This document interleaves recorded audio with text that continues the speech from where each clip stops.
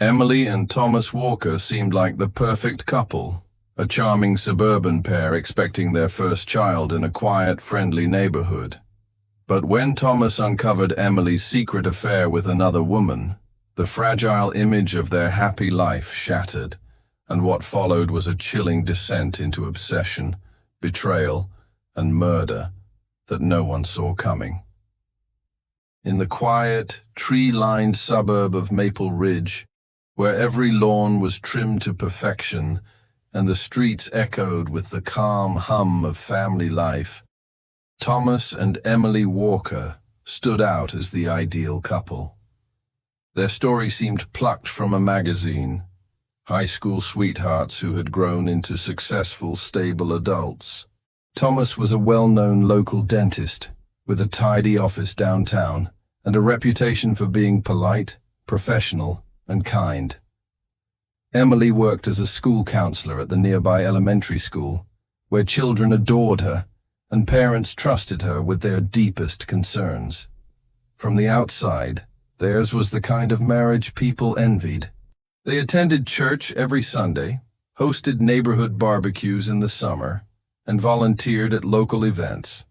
Emily, always stylish and cheerful, was known for her warm smile and patient nature. Thomas was quieter, more reserved, but his loyalty and devotion to Emily were obvious to anyone who knew him. They seemed deeply in love, the kind of couple that still held hands during evening walks and shared knowing glances across crowded rooms. After 5 years of marriage, the announcement that Emily was pregnant was met with joy from all sides. It was the news everyone had been waiting for. Emily posted the sonogram photo online with a caption that read, "Our little miracle is on the way." Thomas was glowing with pride. He immediately began renovating the spare bedroom into a nursery, painting the walls a soft green and assembling a crib by hand. Friends said he was more excited than anyone had ever seen him. They had been trying for a while, and this pregnancy felt like the next chapter in their fairy tale. But every perfect story has its shadows. Thomas had recently taken on more patients at his practice, working long hours to prepare financially for the baby. He often came home late, exhausted, and eager for a quiet night. Emily, meanwhile, had taken maternity leave early due to stress and morning sickness. With more time on her hands, she began to shift her routine. She started going to the gym more frequently and joined a book club that met on Thursday nights. Thomas, trusting and focused on work, didn't think twice. He was just happy that Emily was staying active and engaged while carrying their child. Over the next several weeks, subtle changes began to appear, though they were easy to ignore at first. Emily, once talkative and affectionate, grew more distant. She smiled less often and seemed distracted during conversations. She began keeping her phone closer, even bringing it into the bathroom, a habit Thomas had never noticed before. One evening, while doing laundry, Thomas found a scarf in the basket he didn't recognize. It was floral and delicate, not Emily's usual style, and faintly smelled of unfamiliar perfume. When he asked about it, she simply said it belonged to a friend from yoga and brushed it off with a smile that didn't quite reach her eyes. Still, Thomas said nothing. He didn't want to seem paranoid. He chalked it up to pregnancy hormones, the stress of impending parenthood, and the natural ebb and flow of marriage. They had always trusted each other, and he had no real reason to doubt her. But something gnawed at him. A quiet, persistent whisper that things weren't what they seemed. Then came the day that would unravel everything. It was a Thursday afternoon when a last-minute cancellation at the clinic allowed Thomas to leave work early. He thought he would surprise Emily, maybe bring her favorite ice cream and enjoy a quiet evening together. Her car was in the driveway when he pulled in. The front door was unlocked, and the house was unusually silent. He called out her name but received no answer. Upstairs, the bedroom door was slightly ajar. No one was inside. That was when he noticed the tablet sitting on the dresser, screen still glowing. It was their shared device, used mostly for watching shows or checking recipes. Curiosity got the better of him. With a few taps, he stumbled into a photo folder that was recently accessed. At first it was the usual. Pictures of ultrasound scans, vacation memories, and selfies. But as he scrolled further, the tone changed. There were intimate photos, not of him and Emily, but of Emily with another woman. The woman's face was familiar, though he couldn't place it immediately. Then he remembered. Rachel, the new neighbor who had recently moved in a few houses down. She and Emily had struck up a quick friendship. His hands trembled as he flipped through the images. There were messages, too, passionate, confessional, and impossible to misinterpret. Emily was in a relationship with Rachel, a deeply emotional and physical one that had clearly been going on for some time. Thomas felt the world tilt beneath him. His breath caught in his throat, heart pounding in his chest. The woman he loved, the mother of his unborn child, had been living a double life, and he had never seen it coming. Thomas couldn't sleep that night. The images he had seen on the tablet kept flashing in his mind, refusing to let him rest. Every time he closed his eyes, he saw Emily's smiling face, not smiling at him, but at Rachel, the woman who had slipped so quietly into their lives under the guise of friendship. It wasn't just the betrayal that haunted him. It was the realization that he had never really known what was happening in his own home.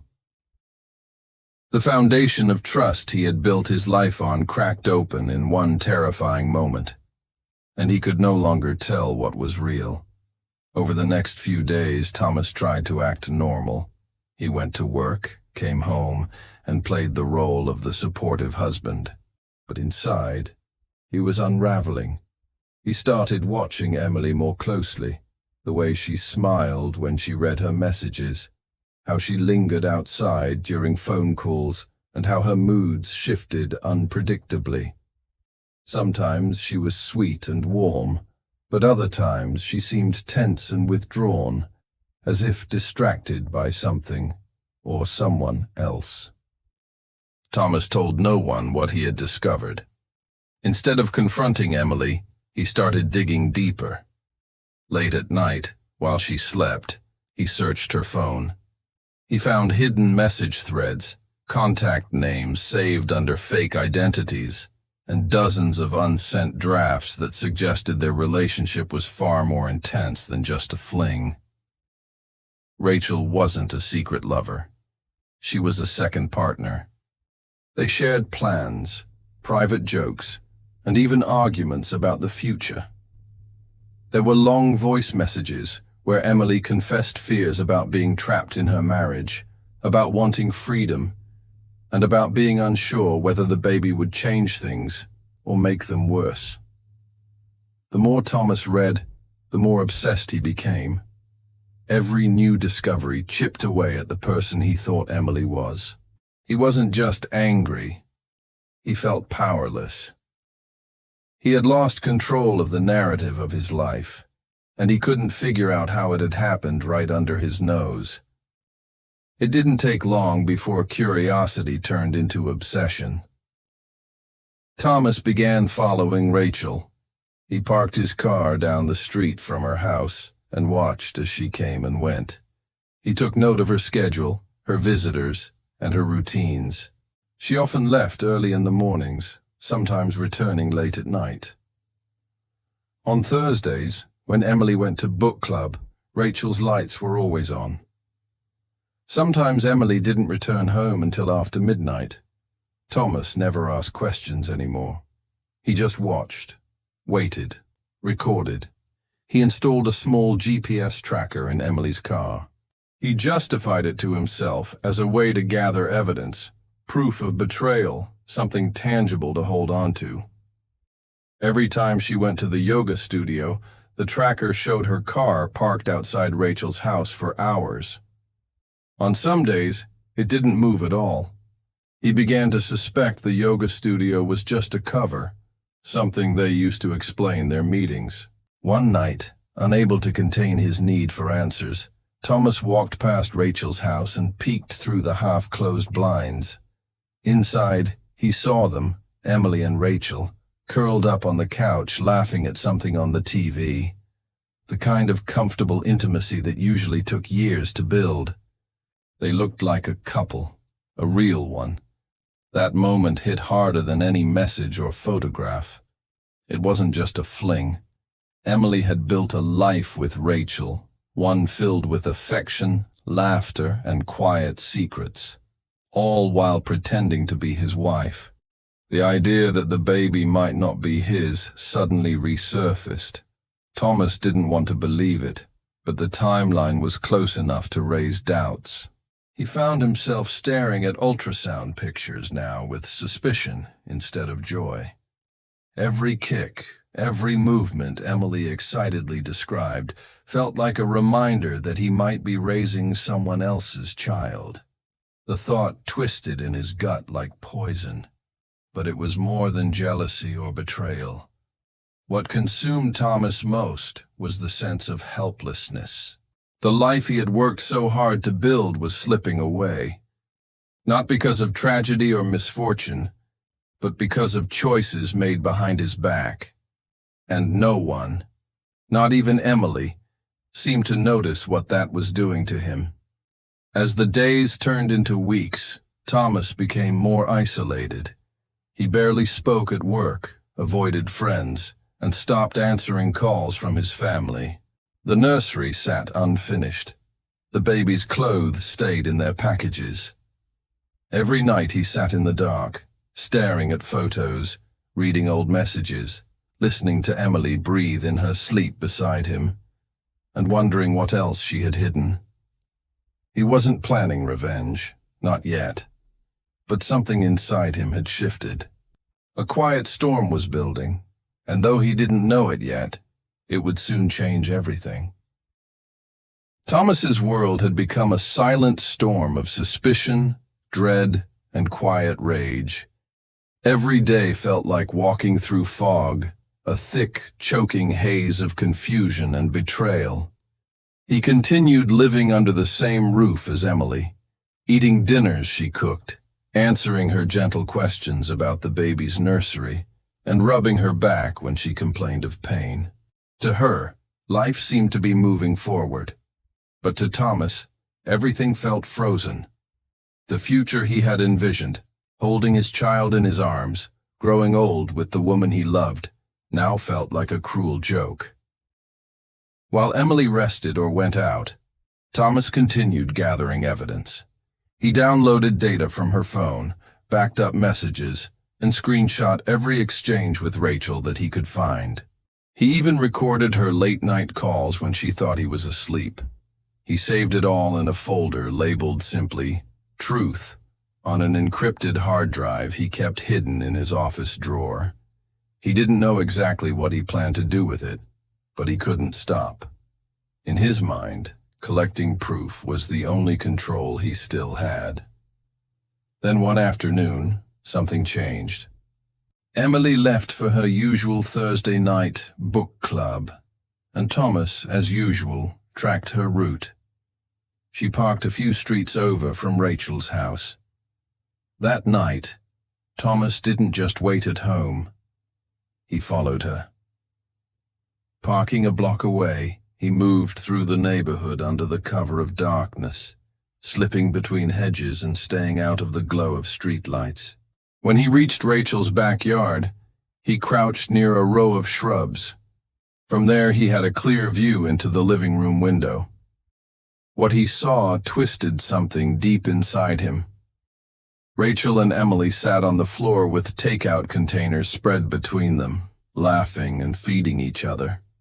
Their hands brushed, and Rachel leaned in to kiss Emily gently on the cheek. Then Emily reached for her stomach, and the two of them smiled, placing their hands over the baby bump. Thomas felt his pulse surge. It wasn't just an affair. They were acting like a family. Like his family. The baby was his, the life was his, and yet here they were, building something new without him.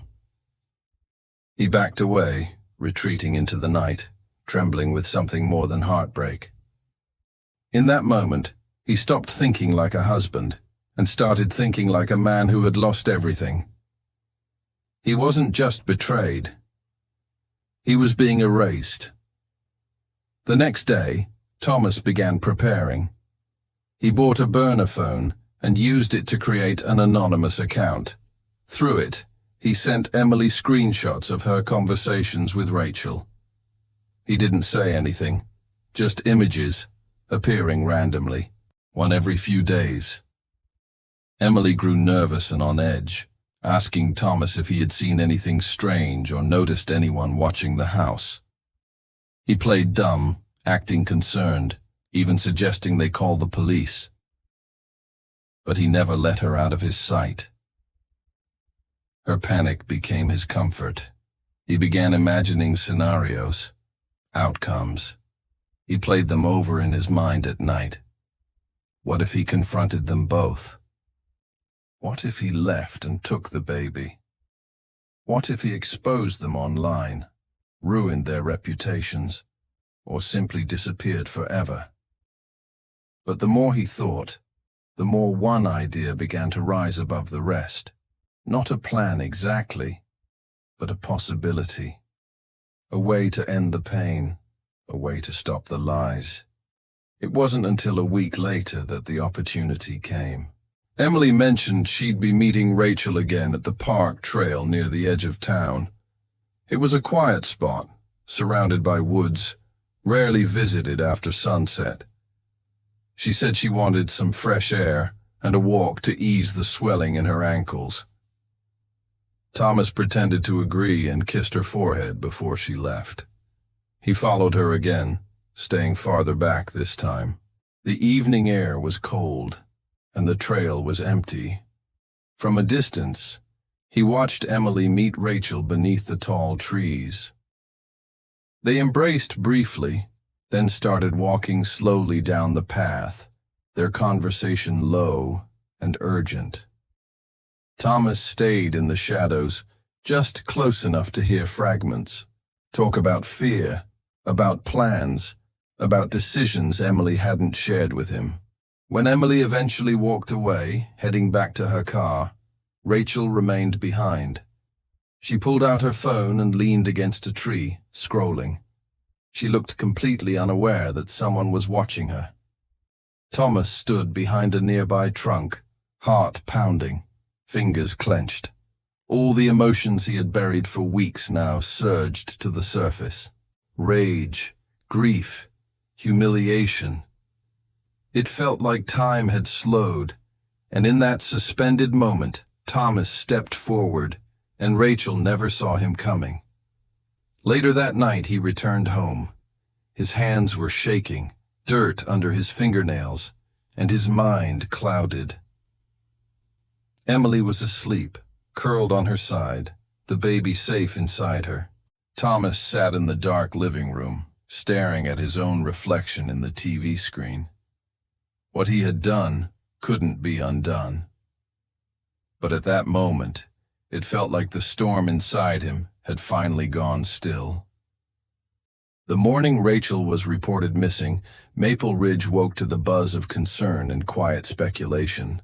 Her car had been found at the edge of the community park, doors locked, keys still in the ignition. Inside the vehicle, her purse sat untouched on the passenger seat, her phone gone. At first, police suspected a personal crisis or perhaps a planned disappearance. But the lack of any note or signs of preparation raised red flags. When Emily was contacted by investigators, she appeared shaken and confused. She told them she hadn't seen Rachel in days, claiming their last contact had been over text, which abruptly stopped the night before. What she didn't know was that Thomas had already erased Rachel from her life. Rachel's body lay hidden beneath a blanket of leaves and soil deep in the woods beyond the trail. Thomas had planned every movement after the murder with obsessive detail. He used gloves, wore untraceable clothes, and brought no phone to the site. He deleted any digital trace of Rachel E.'s messages from Emily Y.'s phone while she slept and wiped clean the data from the GPS tracker. Then he returned home, calmly taking a long shower and placing his clothes in a sealed garbage bag he later burned in the fireplace. He played his role perfectly in the days that followed. When Emily cried, he held her. When neighbors asked questions, he shrugged, confused and concerned like everyone else. He even volunteered to help with the search efforts, walking through the same woods where he knew she would never be found alive. His calm demeanor earned him praise, especially from officers who admired his strength in comforting his distressed pregnant wife. But Thomas was unraveling beneath the surface. The high of taking control, of silencing the woman who had taken everything from him, began to wear off. At night, he replayed what had happened over and over again. Her final moments, the shock in her eyes, the weight of the rock in his hand.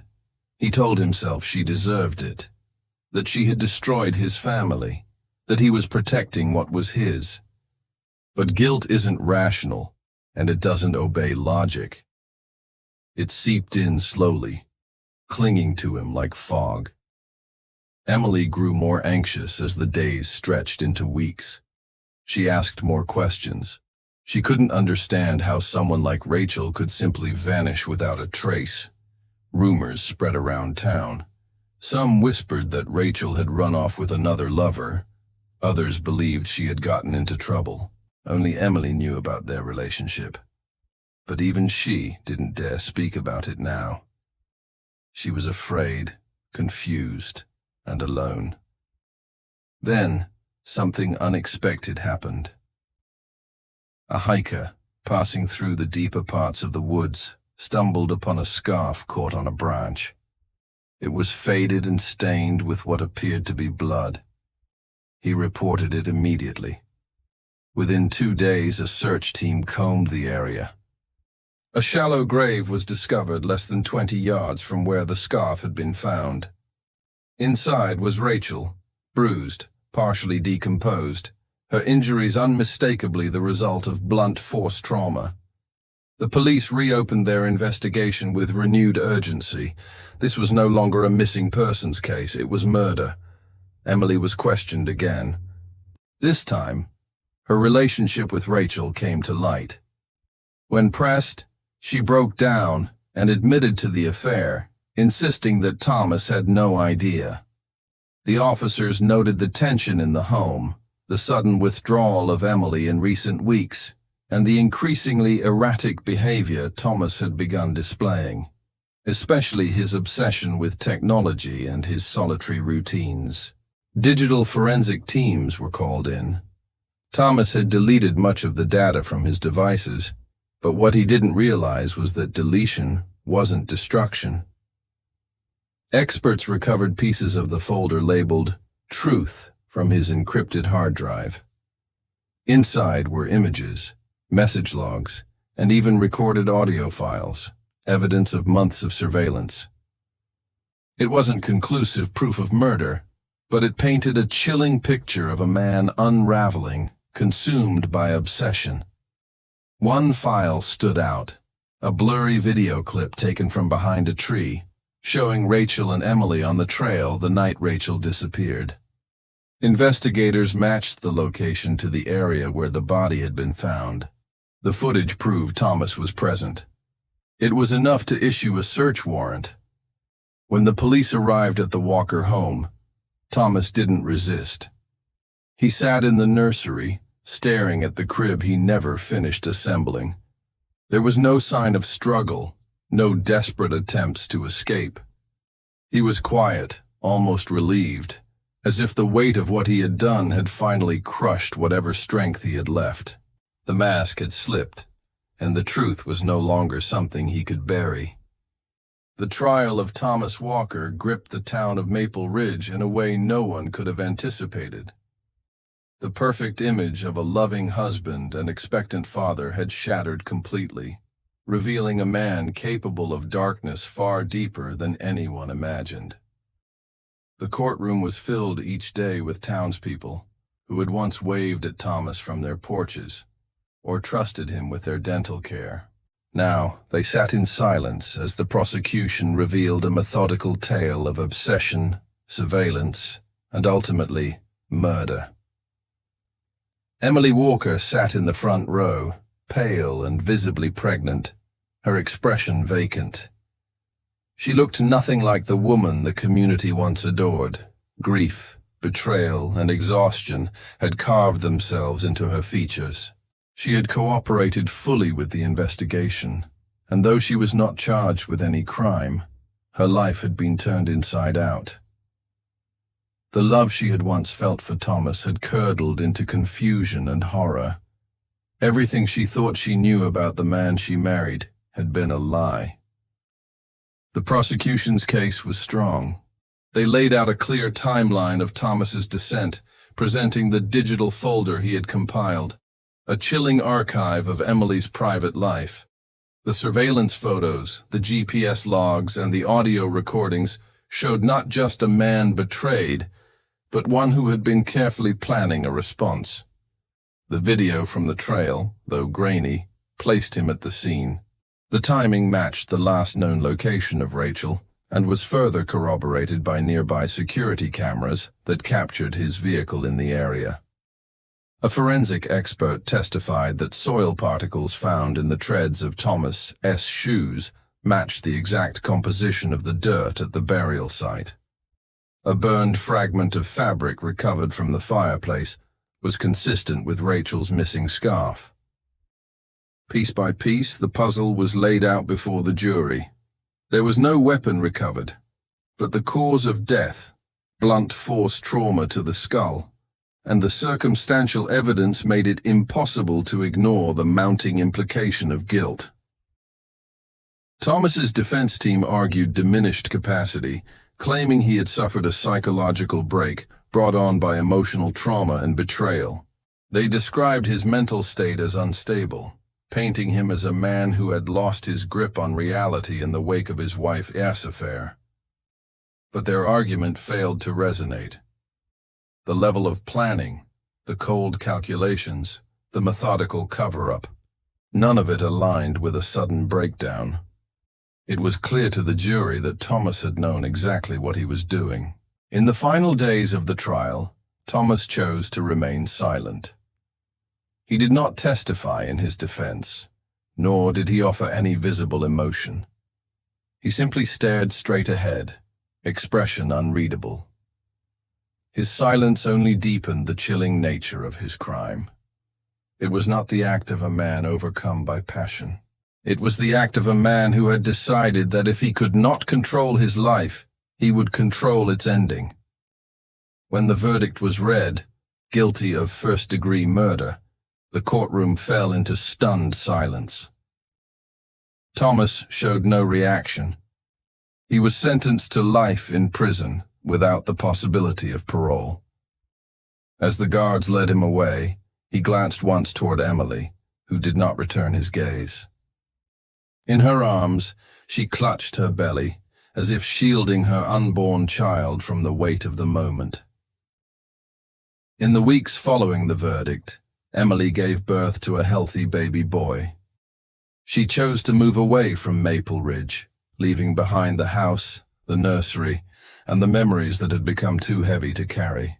She changed her last name and focused on raising her child, far from the town that had witnessed the collapse of her life. The community tried to return to normal, but the shadow of the crime lingered. The Walkers had once represented everything the town believed in: love, stability, family. Their story had exposed how quickly appearances could unravel and how deep the undercurrents of secrecy could run, even in the most pristine neighborhoods. Rachel's family held a quiet memorial in her hometown, far from the media coverage and the courtroom glare. They remembered her not as a victim in a headline, but as a daughter, a sister, a person who had loved and been loved in return. Her life had been cut short, not by random chance, but by someone trusted, someone who had walked among them without suspicion. Years later, the trail where Rachel's life ended was quietly renamed. A small plaque was installed near the edge of the woods, engraved with a simple message: in memory of those taken too soon, and in hope that truth will never again be buried. The case of Thomas Walker remained etched in the town's memory, a reminder that behind even the brightest smiles, the darkest secrets can hide.